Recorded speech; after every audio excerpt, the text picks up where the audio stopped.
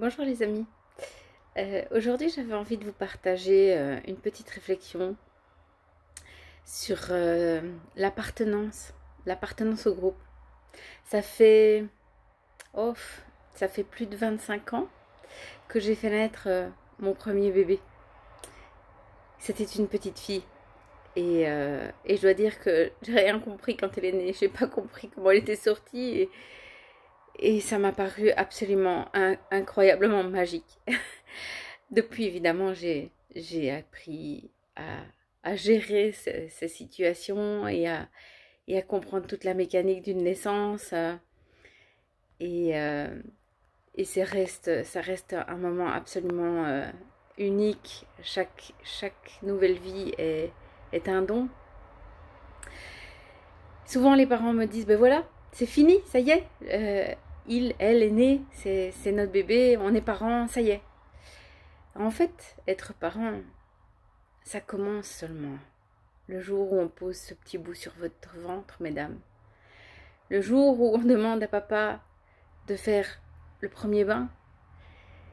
Ce jour-là, c'est là que vous commencez votre dur métier, l'apprentissage de ce dur métier de parent. Maintenant, à quelques jours de mes 51 ans, je regarde la vie bien autrement que quand j'en avais 20 et que je me battais pour ce métier qui me tenait tant à cœur, de gynécologue, obstétricien, chirurgien, médecin de la femme. Et, et à 20 ans, ben, la seule chose qui m'importait vraiment, c'était de m'intégrer dans la société. C'était d'y trouver ma place et, et de pouvoir avoir un rôle, de pouvoir aider, de pouvoir euh, me définir par un mot, docteur, euh, comme quelqu'un d'autre pourrait se dire, voilà, je suis ébéniste, je suis boulanger, je suis garagiste, je suis maçon, je suis agriculteur. Et dans l'imaginaire collectif, tous ces mots ont un sens, évidemment, et donc ça nous permet de classer les gens et de se dire, ben voilà, ça c'est quelqu'un qui est cultivé, ou c'est quelqu'un qui a fait des longues études, ou c'est quelqu'un qui s'est travaillé de ses mains, c'est quelqu'un qui connaît la terre et le temps qu'il fait, et chaque métier évidemment a ses caractéristiques, et c'est assez vrai en fait de nous ranger dans ces petites cases, mais on est bien plus que ça, hein. Je l'ai déjà dit dans une autre vidéo, on est évidemment tellement plus que ce que notre métier peut laisser présager, euh, on a évidemment bien d'autres choses à apporter comme contribution à la société que d'être juste réparateur de corps ou de voiture. Et c'est là que c'est important, parce que nous avons tous été ce petit bout de chou qui grandit dans le ventre. On a commencé par être plus petit qu'un grain de riz quand même, il faut pas l'oublier. Donc on a été bercé de toutes ces hormones, de toutes ces sensations, de toutes ces peurs de nos parents, de nos mamans quand on était dans leur ventre. Et puis on a vécu cet événement quand même qui est sans doute assez traumatisant finalement, de venir au monde comme ça, de passer d'un milieu chaud, sécurisant, rassurant, liquide, à à un milieu bruyant, lumineux, froid parce que 37 degrés à l'intérieur et combien 25 quand il fait beau, peut-être 10, 15, peut-être moins, peut-être qu'on est né en hiver et qu'il faisait -3. Et donc, un milieu aérien, quelle adaptation fulgurante il a fallu qu'on fasse pour arriver à respirer de l'air et à pousser notre premier cri. Euh, Évidemment, j'entends parfois il faut qu'il fasse ses poumons, mais pas du tout. Mais ce premier cri, c'est aussi un cri de victoire en fait. C'est ça y est, je suis là. Et je suis là et je veux être quoi? Parce que tout de suite, le tout petit être qu'on pose sur le ventre de maman ou dans les bras de papa, ce tout petit là, il a des rêves, il a des croyances, il a des illusions, il a des valeurs. Il a un idéal en fait. Et cet idéal va grandir avec lui. Et en fonction des rencontres qu'il va faire, de ce qu'il va apprendre de ses parents, de ses amis, des adultes autour de lui, il va mûrir et cultiver ces rêves-là, ces passions, ces peurs aussi. Évidemment, ces peurs. Qui n'a aucune peur? On a tous des peurs. La première étant de mourir, évidemment, et de voir partir ceux qu'on aime. Mais la société dans laquelle nous, on vit maintenant, aujourd'hui, elle nous brise.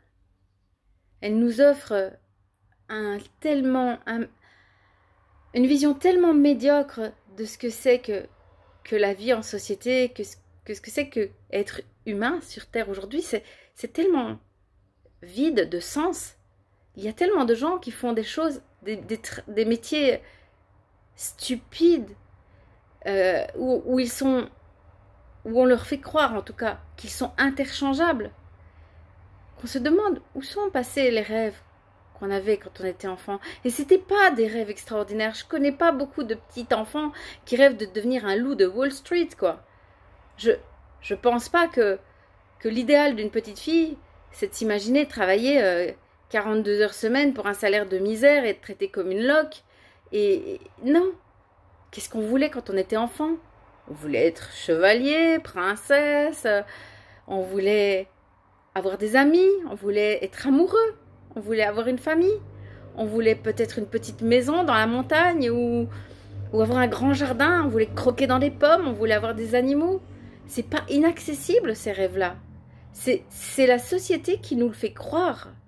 C'est la société qui nous dit maintenant tu as besoin du tout nouveau smartphone, chaque année il en faut un autre. Et tant pis si les petits Congolais vont chercher du cobalt à s'en brûler les poumons. On s'en fout. Parce que toi, tu es là et tu dois avoir le plus beau téléphone et la plus chouette voiture qui roule forcément à 300 km/h alors que c'est interdit et ça ne sert à rien et ça pollue. Et on a perdu le contact avec cet enfant qui est en nous. Et il y a aussi une chose très importante, c'est que, évidemment, qu'on a besoin de s'intégrer au groupe. Souvenez-vous, c'était il n'y a pas si longtemps, quand on était dans les cavernes, et qu'on devait affronter un ours, tout seul. Ça marchait pas bien, c'était vachement dangereux. Par contre, à 2, 3, un devant, un derrière, un sur le côté, eh ben, on arrivait à vaincre cet ours. Et puis on se serrait bien au chaud l'un contre l'autre pendant l'hiver, en dessous de la peau de l'ours. Et on s'entraidait. Et ça, c'était le plus important. Être seul au monde n'a aucun sens. Celui qui rêve d'immortalité va se retrouver... Il y a un livre, je ne sais plus comment il s'appelle, ça ne me revient pas maintenant. Il y a un livre qui raconte le cauchemar de celui qui ne meurt jamais, en fait. Il perd tout le temps, tous ses amis, et la société se dégrade, et il n'arrive pas à mourir, et il finit seul. C'est juste atroce, marcher seul sur Terre, être seul au monde.